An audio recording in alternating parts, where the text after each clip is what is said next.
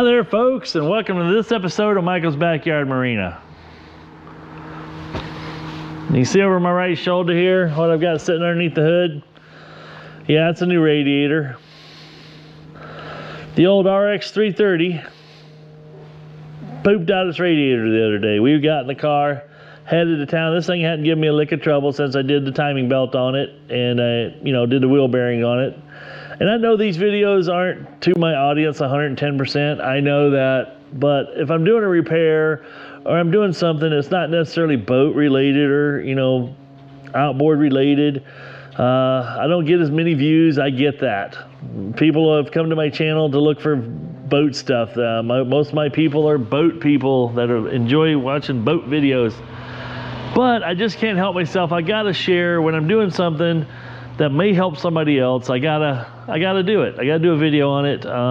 So don't worry, more boat video stuff is coming this weekend. I'm waiting on some parts, but I'm gonna put some stuff back together with the parts I do have and start getting my old Starcraft back together. But in the meantime, I've got to get the old Lexus back on the road again. It's been sitting broke for a week. Ordered a bunch of parts. I shouldn't say a bunch of parts. Ordered a radiator and an upper and lower radiator hose, and we're gonna get that installed today. I've watched a few other videos of people doing this. It's really not that complicated. I'm gonna show you a couple of the tools that I have that make the job a lot easier, and we're gonna dive right in and get this radiator in. Now, one thing I will talk about is this radiator here has aluminum tanks. They call these on the outside edges, they call them tanks. And I opted to go with the aluminum tanks versus the original here.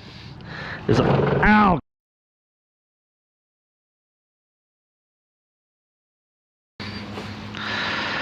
That hurt a lot. A lot of these cars have plastic tanks on their radiators and they hold up for a while. This vehicle has about 99,000 miles on it now. And sometimes the plastic just will give out, and that's fine. It is what it is, right? The reason I went to aluminum is aluminum's a little stronger than plastic.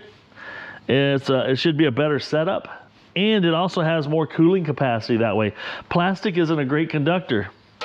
Aluminum is a fantastic conductor. That's why they make radiators out of it. Copper is also a fantastic conductor. That's why they used to make radiators out of copper. Until I'm guessing copper got just too outrageously high priced to make a radiator out of. But anyway, so I bought the aluminum one here. It better fit. I hope it'll fit. We're gonna stuff that back down in here, and we're gonna go through a few steps here and show you how to get at the radiator here. It's actually relatively simple. It's not crazy bad as some of them can be. Let's get this thing in. First thing we gotta do is get this cowling here out of the way. We gotta get this air intake out of the way. Get that peeled back, and then we'll actually see and gain access to the top, visibility to the top of the radiator, and we'll see what we got to do next. Man, I hit my head a minute ago, right there. That didn't give very much. That hurt. My goodness. Whew, almost made me say bad words.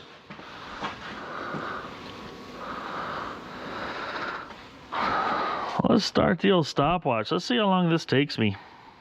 I'm curious. Sometimes I think I'm a kind of a okay mechanic. There we go. Clock started. Let's see how long this takes. Now, right here, these little plastic body pins, or whatever you want to call them, they're kind of neat. You push them down, and then you can pop them right out, and then you can push them back up to basically reset them, and you push them back down flush and reuse them. So that's kind of cool, right?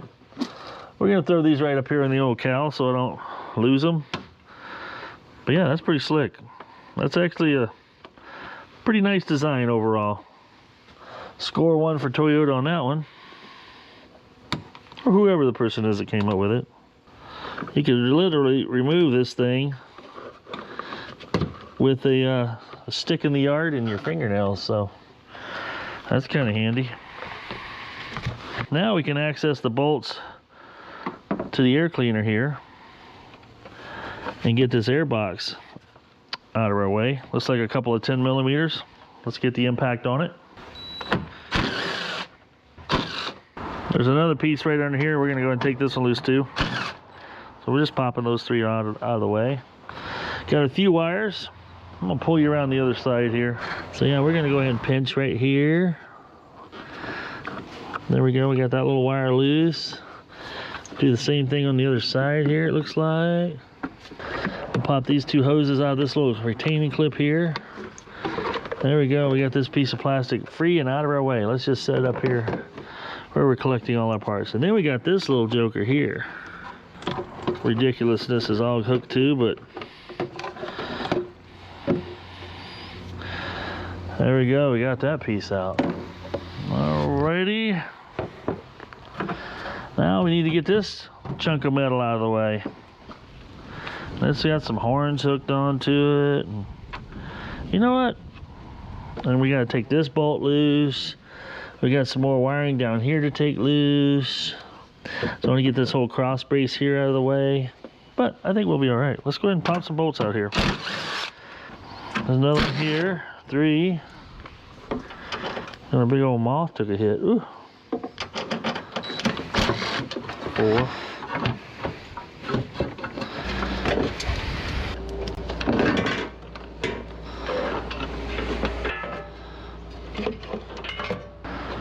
Now that we got that piece out of the way, I did cut the little bit of tape here so I can have these wires freed up so I can lay this back here without it being in a bind on anything. Might take me a minute to figure out how to put all this back together, but it seems relatively simple.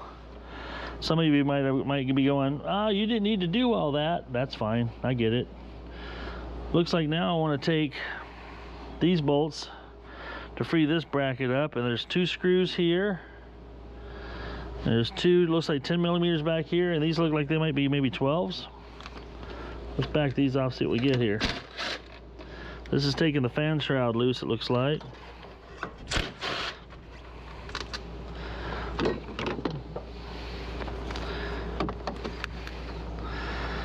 So yeah, that fan shroud now will peel away from the radiator. Let's go ahead and take these bolts out and these 2 screws out. Now, some people have these screws in here, they actually get rusted in. These look like they may let me take them loose.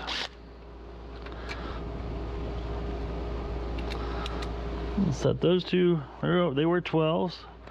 Let me get my little Phillips impact on here and see if I can knock that loose. Yay, I came out.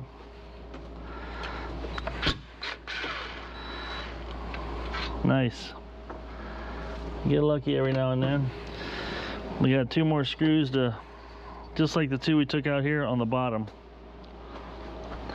They're a little more exposed to the elements, so I hope they come out. We'll see.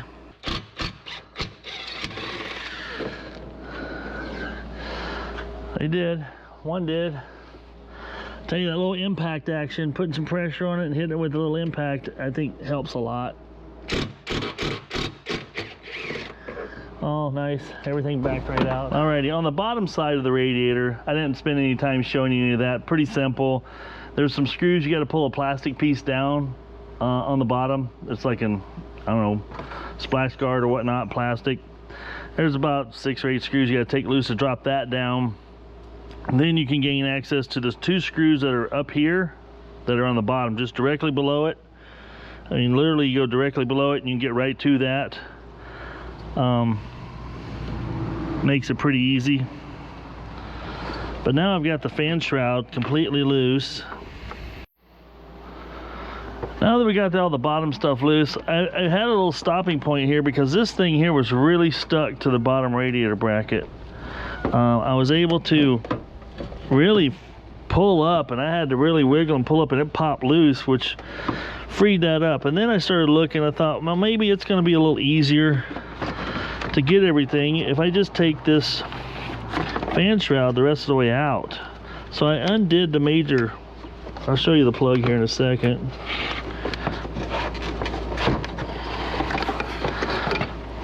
But now the fan shroud is completely out. There's a plug right here. You unplug that, you can take this whole works out. That gives somebody like me a lot more working room. Down here, here's that plug right here. You just push in on the side here, wiggle a little bit, it comes right out. I've already pulled the upper radiator hose loose. And I tell you what, if you don't have a tool like this, you need to get you one. A lot of people don't like these type of clamps because they find them a pain in the butt. Well, it's because you probably don't have the right tool to use them. Basically, this just fits right in here. And you want to buy a good quality set. This will fit right in here, and you can just squeeze this and it grabs it. But anyway, once it's on there like that, squeeze and it automatically locks. And so you squeeze this thing all the way open and put it on your hose, put the little lever right here. While you're squeezing, you can let it down. I like these primarily because they never get loose. They're constant tension clamp. Hence the name, it keeps constant tension on it. Anyway, it's nice when you got to reach down in a lower area, down deep in the radiator here. I'm gonna pull the upper part of the hose loose. I got to pull the two transmission lines loose, which have the same kind of clamp. So right here, there's two more of those little tension clamps right there and right there. So I got to take those loose. That's your transmission lines.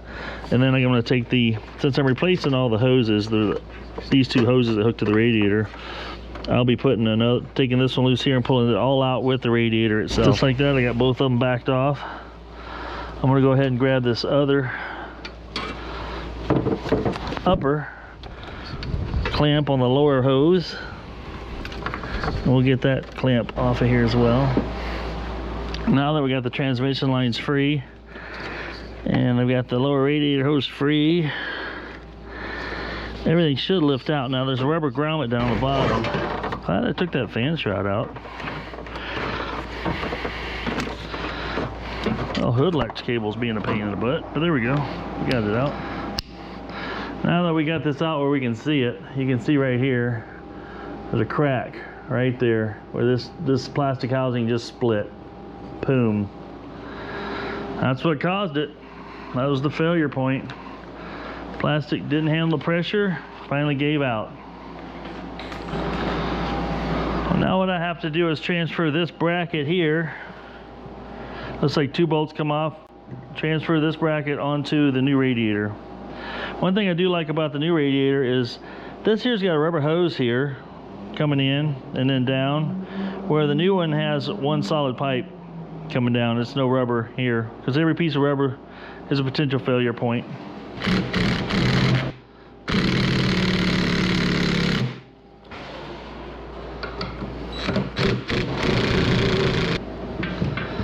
Well, that's not gonna work. It's not the same. Man, am I losing today. All right, let's take a minute to talk about what's gone on here, because this has been kicking my butt and it shouldn't have. It shouldn't be this hard. My goodness. Well, the bottom of this radiator and the top of this radiator is not like the one I bought. So I went back and looked online at some radiators and go, well, all of them look the same. All of them have the same kind of configuration. The only thing I can figure out here is on the top and the bottom of the 06, 04, and 05s is different than the 06s. That's the only thing I could think of that's different. I ended up having to, so the bottom radiator mount should have two bolts that bolt on either side, opposite of over here and here on the bottom. Should bolt up through the bottom on that bottom bracket. Does not. So what I did is I took some rubber stripping, self-adhesive rubber stripping. I've got about an 1/8 inch worth of buildup down there. That has sticky side one side, rubber on the other. It's nice rubber. Oh, motorcycle noise. Yippee. Ride 'em boys, ride 'em cowboys. Anyway, I put that down there so the radiator could sit down in that rubber, squish into it and bite into it and sit there. That's the plan, right? Minimize vibration, rubbage, and all that kind of crap. Anyway, I got that down there. And so that's how it's going to be trapped. That's the way it's going to have to be, because the two bolts, well, there aren't places for two bolts on the bottom of this radiator, or probably 8 out of the 10 radiators I saw online. There's just, I don't know what's different. And I'll be doggone if I'm going to buy a radiator from the dealer, because just the big box stores when I'm talking big box O'Reilly's and whatnot, you know, $300 and $400 for a cotton picking piece of radiator, you know. I got this one for a lot less online. Now I do appreciate, and I do support the big box stores when I can or need to, but not for $300 and $400. I can only imagine what it costs from the dealer.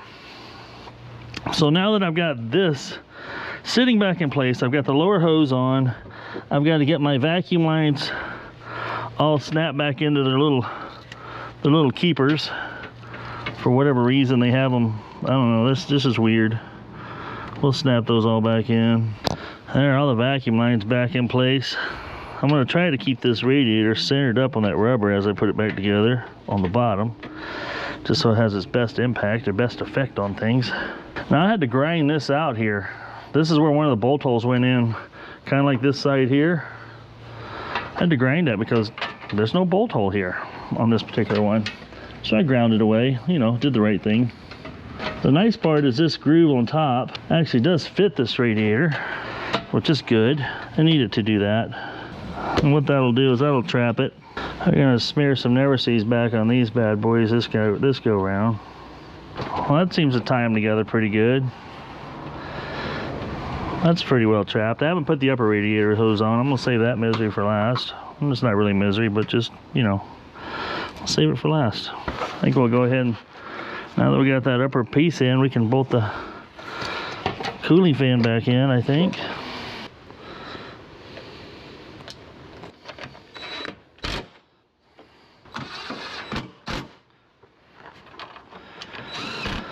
That radiator ain't going anywhere. That's pretty good, right? That's what you want.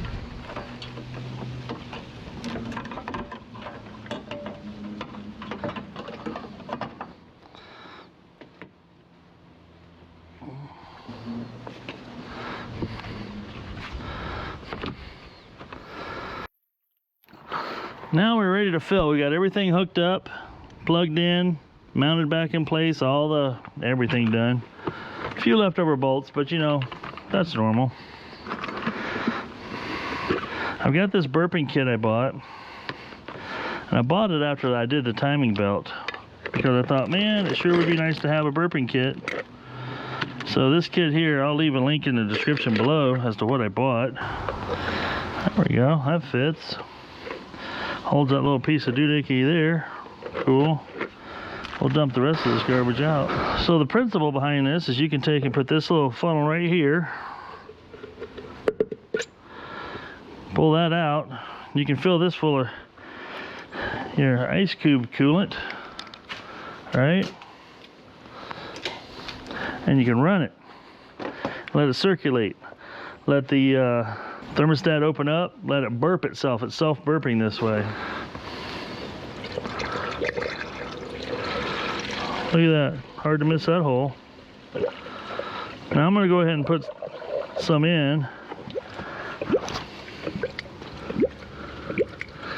I'm going to watch for any red leaks.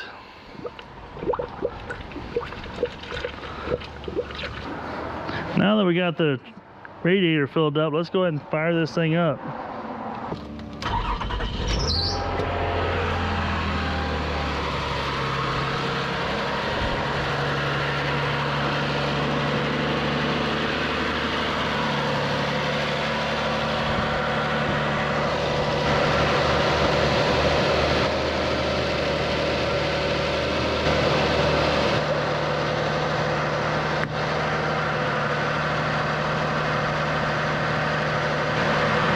As you can see there, it continues to burp itself. More air coming up. It's a slick trick, right? Now I'm going to watch my thermostat, make sure she don't get hot on me.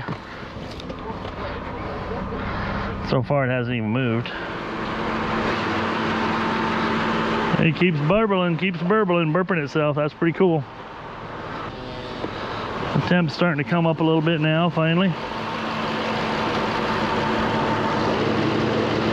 Bottom radiator hose starting to get a little temperature in it. Oh yeah, she's starting to come through the upper hose. It's warm back here. Wow, that drank a lot all of a sudden. Temperature's still holding?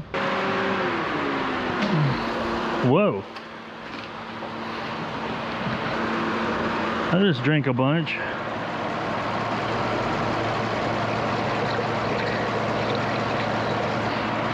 Well, I just took a big old drink. She back down to temp? Back on the line? Okay. All right, there you saw how the burping tool works. That's pretty slick. It's a must-have.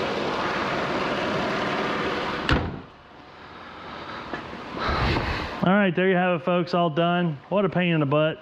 Nothing ever goes right sometimes. Sometimes it goes well, sometimes it don't. So far, the only thing that's gone well for me on this car is doing the timing belt. Everything else has been a pain in the butt. But anyway, I hope that's the last thing I have to do for a while. Anyway, you saw me button it all back up. You saw me burp it.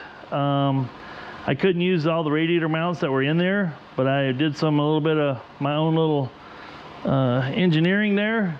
It seems to be in there pretty solid. We're going to take it for a test drive, and if anything's different than being absolutely good and ready to rock and roll, I'll let you know in the next video. This is Michael saying, if it ain't broke, fix it till it is. Have some fun out there. I'm out.